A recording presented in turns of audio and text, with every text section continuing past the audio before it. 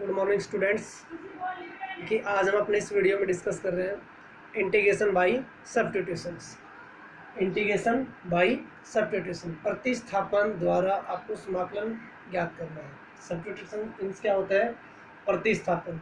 ठीक है, आपको सब्स्टिट्यूट देना है। ठीक है, इसके दो फंडामेंटल थ्योरम्स हैं, मेथड्स हैं आपके, जो यहाँ इस एक्सरसाइज में यूजफुल होंगे, और जो स्टैंडर्ड फॉर्मूले आपने सीखे हैं वो तो यूज़ होने ही है। ठीक है, पहला है कि कोई भी फंक्शन है एक्स में, फंक्शन ऑफ एक्स, यदि उसका डिफरेंशिएशन मल्टीपल में चल रहा है। किस में चल रहा है? कोई भी फंक्शन है यदि उसका डिफरेंशिएशन मल्टीपल में चल रहा है, ठीक है, तो क्या होगा? जो भी फंक्शन है उस पर जो पावर है, power n+1 upon n+1 plus C, n can not be equal to -1, ये कभी भी -1 के बराबर नहीं होगा।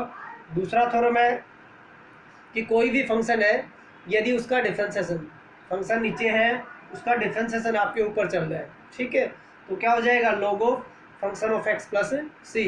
ये दो ही आपके फंडामेंटल थ्योरम है, ज़्यादा यहाँ पे इंटीग्रेशन ऑफ सब्स्टिट्यूशन में आपके यूज़ होनी है।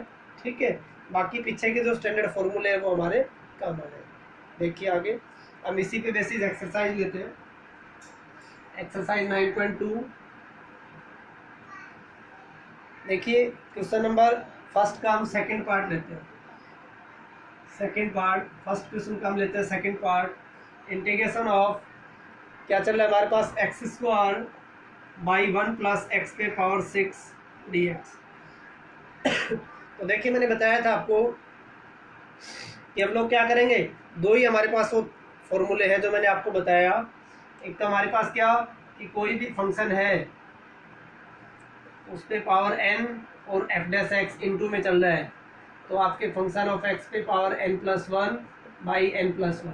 ठीक है, और यदि फंक्शन के क्या चल रहा हो, डिफरेंशिएशन उसके डिवाइड ऊपर है, फंक्शन नीचे है, डिफरेंशिएशन ऊपर है, तो log of function of x plus C. ठीक है, देखिए यहाँ हमें क्या सब्स्टिट्यूट दें, ऐसा कुछ दिखाई नहीं दे रहा है, डायरेक्ट यहाँ पे कोई फॉर्मूला अप्लाई नहीं हो रहा है, तो हम लोग क्या करेंगे, i = x² बाई 1 प्लस, इसे हम क्या लिख सकते हैं?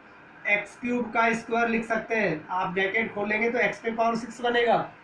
अब देखिए, आप लोग पुट करेंगे, सब्स्टिट्यूट करेंगे, इस x³ को आप t मान लीजिए। क्या मान लीजिए? t मान लेंगे, तो क्या हो गया? इसको डिफरेंशिएट करेंगे, differentiating both side with respect to x। x³ का हो गया 3x² dx = dt। ठीक है, 3x² हो गया, x का 1, t का भी रेस्पेक्ट टू x करेंगे तो क्या होगा? dt by dx। dx को मैं इधर ले आया। ठीक है, समझ रहे हो? एक बार हमने क्या किया, x³ का विद रेस्पेक्ट टू x क्या हो गया? 3x², x का क्या होगा? 1, और t का विद रेस्पेक्ट टू x क्या होगा? dt by dx। अब मैं dx को इधर ले आता हूँ, 3x² dx = dt।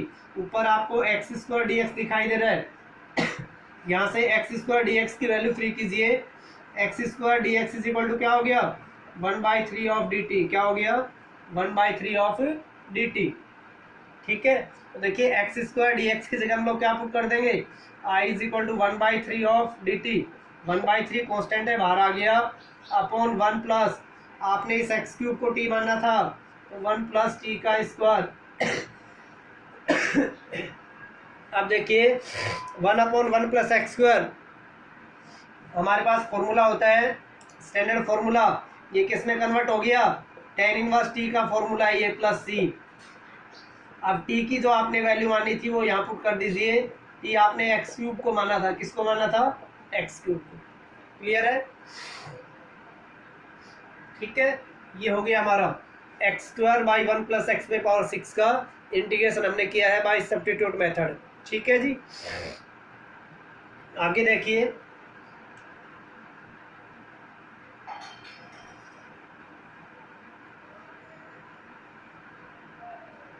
इसी में हम ले रहे हैं, देखिए क्वेश्चन नंबर 2। क्वेश्चन नंबर 2 का फर्स्ट पार्ट देखिए, i = integration of 1/√x cos of √x dx। हमें इसको इंटीग्रेट करना है, तो देखिए यहाँ पे √x चल रहा है। ठीक है, वही सब्स्टिट्यूट हमें किसको देना है, ये देखना होगा कि √x का डिफरेंशिएशन क्या होता है? 1/2√x। ठीक है, हमें ये पहचानना होगा कि हम किसको क्या माने कि उसका डिफरेंशिएशन हमारे साथ में रहे। इसलिए हमें डिफरेंशिएशन के फॉर्मूले याद होना बहुत ज़रूरी है। ठीक है, तो हम यहाँ पुट कर रहे हैं, put root X is equal to 1/2 root X, sorry root X को हम क्या पुट करेंगे, टी पुट करेंगे, वो differentiating both sides 1/2 root X D X is equal to D T. अब हमें देखिए ये रहा 1/रूट एक्स डी एक्स, इसे फ्री कीजिए, 1/रूट X D X is equal to 2 D T. अब आपने जिसको मानना है वो पुट कर दीजिए, क्या हो गया हमारे पास, i इज इक्वल टू 2 बाहर आ गया, 2 डी टी अपॉन, ठीक है जी, 1/रूट एक्स डी एक्स की जगह 2 डी टी, तो 2 बाहर आ गया, और कोस टी डी टी, हमने रूट एक्स को टी माना था। अब कोस का इंटीग्रेशन क्या होता है, साइन टी प्लस सी, अब 2 साइन टी की वैल्यू रिप्लेस करें, रूट एक्स प्लस सी, ये हमारा रिजल्ट होगा। ठीक है, ये हमारा इंटीग्रेशन बाय सब्स्टिट्यूशन, हम सब्स्टिट्यूट को यूज करके हम प्रतिस्थापन दे रहे हैं रूट एक्स को टी। हमने एक्स डी एक्स को किस में कन्वर्ट कर दिया है, टी में, हमने किस में किया है, इसको पूरे फंक्शन को टी में कन्वर्ट कर दिया है, टी डी टी। यहाँ वेरिएबल एक्स था तो विद रेस्पेक्ट टू एक्स हम वो कर रहे थे इंटीग्रेशन, यहाँ वेरिएबल टी आ गया, integration with respect to T हो रहा है। ठीक है, आगे देखें,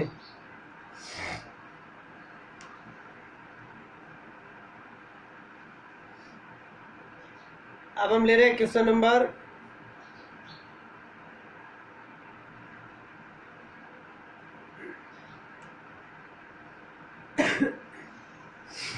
3 में देखिए, क्वेश्चन नंबर 3 पे चल रहे हैं हम लोग। ठीक है, 3 का देखिए, fifth part, integration of root X minus 1 D X, integration of root of E पे power X minus 1 D X, हमें इसको इंटीग्रेट करना है। ठीक है, हम लोग क्या करेंगे, देखिए हमें इसे इंटीग्रेट करना है। सबसे पहले वही हम लोग पुट करेंगे, यहाँ में कुछ भी नहीं दिखाई दे रहा, सिर्फ डी एक्स चल रहा है, ई पे पावर एक्स माइनस 1 को हम टी स्क्वायर पुट कर देते हैं, क्या कर देते हैं, क्योंकि यहाँ रूट चल रहा है। ठीक है, तो देखिए यहाँ से अब इसको डिफ्रेंशिएट करेंगे both side with respect to X, E पे power X D X is equal to 2t of D T, D X की वैल्यू क्या होगी हमारे पास, यहाँ से फ्री करेंगे, D X is equal to क्या हो गया हमारे पास, D X 2t D T upon E पे पावर एक्स। ठीक है, अब यहाँ से क्योंकि ये पूरा हमें टी डी टी में रखना है, तो यहाँ से देखिए, यहाँ से हम लोग ई पे पावर एक्स को फ्री करेंगे, ई पे पावर एक्स क्या हो जाएगा, 1 प्लस ऑफ टी स्क्वायर। ठीक है, तो यहाँ हम लोग क्या कर देंगे, D X is equal to 2t by 1 plus of T square D T. ठीक है, ये पुट कीजिए यहाँ पे,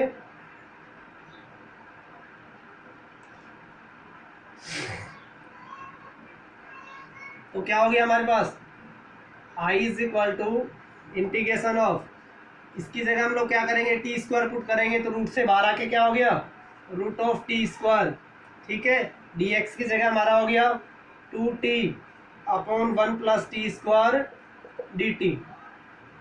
ठीक है, तो i is equal to integration of T square का t हो गया ये 2t square by 1 plus of T square D T.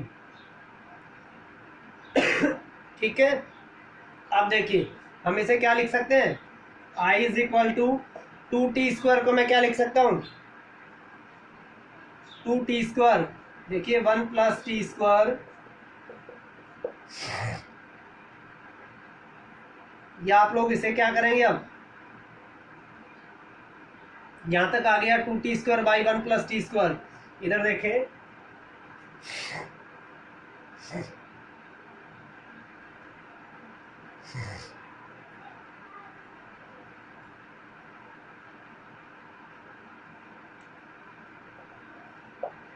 अब ये आ गया हमारे पास 2t square by 1 plus T square D T. अब हमें इसको इंटीग्रेट करना है। ठीक है, यहाँ हम लोग क्या करें देखिए, ठीक है, तो क्या करते हैं, देखो 2 आपका बाहर आ जाएगा। ठीक है, 2 बाहर आ गया हमारा, T square by 1 plus of T square D T. ठीक है, नीचे देखो 1 प्लस टी स्क्वायर चल रहा है, इस 2 को बाहर रहने दो,